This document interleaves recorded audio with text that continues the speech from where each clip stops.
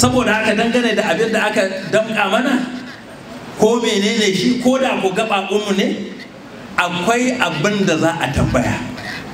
Shine abin nan mun tafiyar da shi yadda Allah ya ce a tafiyar da shi ko mu tafiyar da shi ba a haka. Kuma waye zai tambaya? Waye as-sa'il din?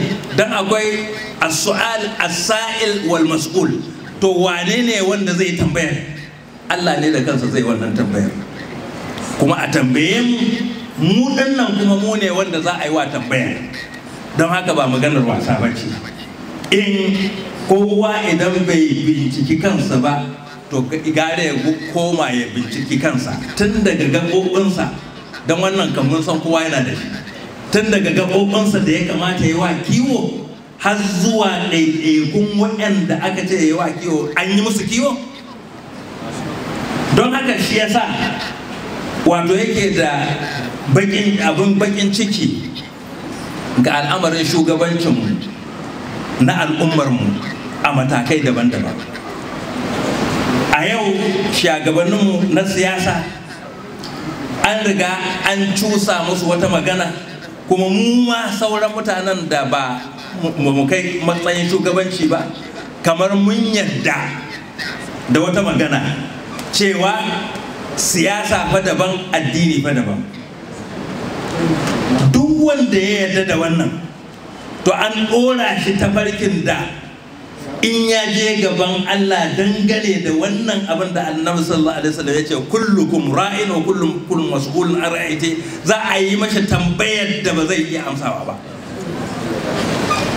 Ta yaya mutum a cikin fagage na rayuwa, ɗaya daga cikin fagen da ya fi kowanne duhu babu kamar siyasa,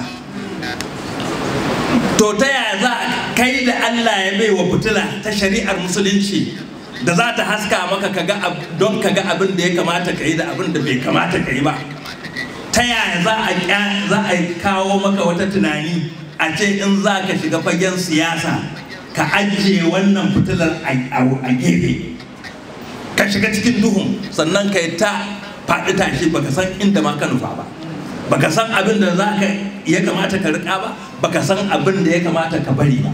To me kake nufi?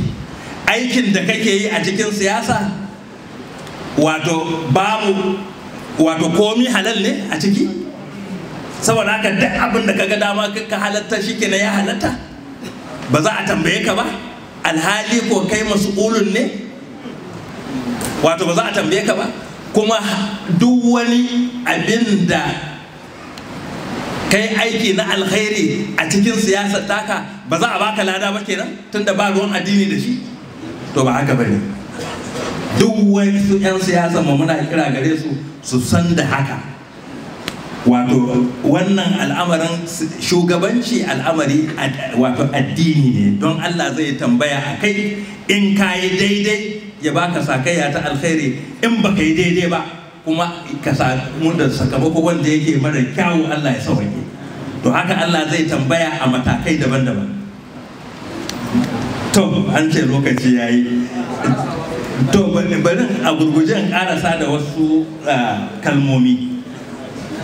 Mun a fagen siyasa din, kun san da musulunci ya shigo ƙasar nan, an yi mana tsari, wato shugabanninmu na musulunci sun yi tsari da sarakai da hakimai da dagatai da masu angoni da duk sauransu. Haka Allah aka tsatsara mana don a tafiyar da tsari irin na musulunci ta yadda kowa za a kula da shi. Da bature ya zo ya tantance tsarin, sai ya zamana duk yadda aka tsara ɗin an yi nisa daga talaka wanda yake kula da shi da iyalinsa. Don masu angoni misali sai suka zama na ba su da matsayi, ko da yake ana ba su albashi ba su da matsayi, amma su ne a tsari na da. Mun tashi mun gani cewa a tsari na da kowa sun san gidan kowa, sun san abin da yake damun kowa, sun san yadda za su ɗauki bukatun kowa su kai kuka na abin da ya damu jama'a, kowa ya san haka. To aka zo aka ɓata wannan tsari, saboda haka sai wani mutum ya zama na ya mutu ma da wani abu wanda yake na damuwa, wanda yake duk anguwan ba wanda zai kula, shi mai anguwa ma abin da shi ta kansa yake yi. Saboda haka babu abu na an lalata wannan tsari.